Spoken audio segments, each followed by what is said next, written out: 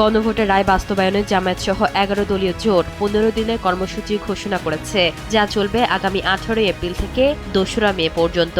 রাজধানী মগবাজারে আল ফালাহ মিলনায়তনে 11 দল আয়োজিত চলমান আন্দোলনের পরবর্তী কর্মসূচি শীর্ষক সংবাদ সম্মেলন থেকে কর্মসূচি ঘোষণা করেন জামায়াতের সেক্রেটারি জেনারেল মিয়া গোলাম পরোয়ার।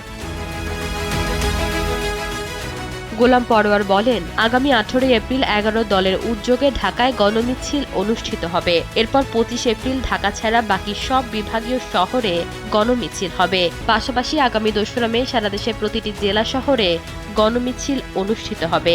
কর্মসূচির আওতায় আগামী 18 এপ্রিল থেকে 2 মে পর্যন্ত প্রতিটি গুরুত্বপূর্ণ জেলা শহরে লিফলেট বিতরণ ও সেমিনার অনুষ্ঠিত হবে বলেও জানান তিনি। পরোয়ার আরও জানান, 2 মের পর থেকে বিভাগীয় শহরে সমাবেশ হবে।